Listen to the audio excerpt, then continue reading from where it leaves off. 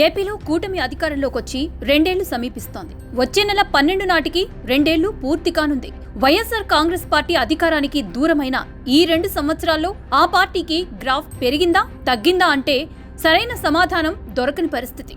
అయితే ఒక్క మాట మాత్రం చెప్పగలం. గతంలో అధికారంలో ఉన్నప్పుడు వైఎస్ఆర్ కాంగ్రెస్ పార్టీ వ్యవహరించిన తీరును ఇప్పటికీ ప్రజలు మర్చిపోలేకపోతున్నారు.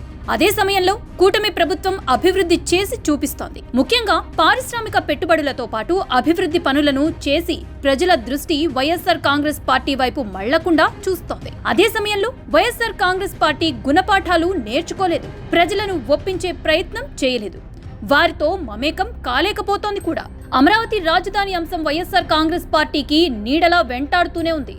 ప్రధానంగా జగన్మోహన్ రెడ్డి తాజాగా ప్రతిపాదన చేసిన మావిగన్ పై ప్రజల్లో ప్రతికూలత తెచ్చింది. ఆయన మాటలను ప్రజలు చాలా తేలిగ్గా తీసుకున్నారు. అదేదో కొత్త ప్రతిపాదన కంటే అమరావతిపై విషం చిమ్మడమే అనేది మెజారిటీ ప్రజల అభిప్రాయం.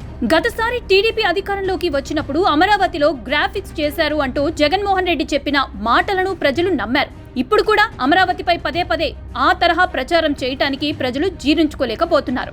మొన్నటి ఎన్నికల్లో అమరావతి రాజధాని అనేది ఒక అజెండాగా తీసుకున్నారు ప్రజలు. వైఎస్ఆర్ కాంగ్రెస్ పార్టీ నిర్ణయాన్ని వ్యతిరేకించారు.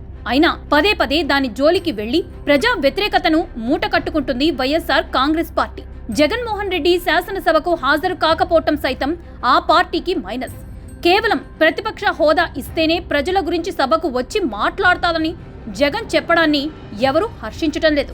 పైగా ప్రజల మధ్యకు జగన్ రెడ్డి వచ్చింది చాలా తక్కువ.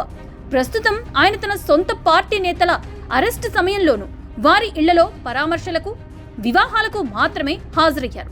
ప్రభుత్వ వైఫల్యాలపై ఆందోళనల సమయంలో సైతం ఆయన హాజరు కావటం లేదు.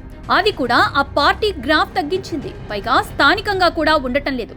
ఇతర రాష్ట్రాల్లో 4 రోజుల పాటు ఉంటే తాడేపల్లిలో 3 రోజులు గడుపుతున్నారు. వీకెండ్ సర్వీసులు బెంగళూరు నుంచి ఉండటంతో ప్రజలు పెద్దగా నమ్మడం లేదు జగన్మోహన్ రెడ్డిని. అన్నింటికీ మించి వైఫల్యాలను అధిగమించడం లేదు ఆ పార్టీ. టీడీపీ కూటమి ప్రభుత్వం రాష్ట్రానికి పెద్ద ఎత్తున పరిశ్రమలు తెస్తోంది. దీనిని ఆహ్వానించడం లేదు జగన్మోహన్ రెడ్డి. విశాఖకు ఆసియాలోనే అతిపెద్ద గూగుల్ డేటా సెంటర్ వచ్చింది. అనుబంధ ఐటీ పరిశ్రమలు వచ్చాయి. అనకాపల్లిలో మిట్టల్ స్టీల్ ప్లాంట్ శంకుస్థాపన జరిగింది. రాయలసీమలో తయారీ రంగ పరిశ్రమలు ఏర్పాటవుతున్నాయి. అమరావతిలో అంతర్జాతీయ సంస్థలు పెట్టుబడులు పెడుతున్నాయి. వీటికి ఆహ్వానించకపోగా భూ సమీకరణ, భూసేకరణ పేరుతో అడ్డు తగులుతున్నారు వైఎస్ఆర్ కాంగ్రెస్ పార్టీ నేతలు. ఇలాంటి కారణాలతో వైఎస్ఆర్ కాంగ్రెస్ పార్టీ గ్రాఫ్ పడిపోతుంది తప్ప ఎంత మాత్రం పెరగడం లేదన్నది విశ్లేషకుల మాట. చూడాలి ఆ పార్టీ పరిస్థితి ఎలా ఉంటుందో.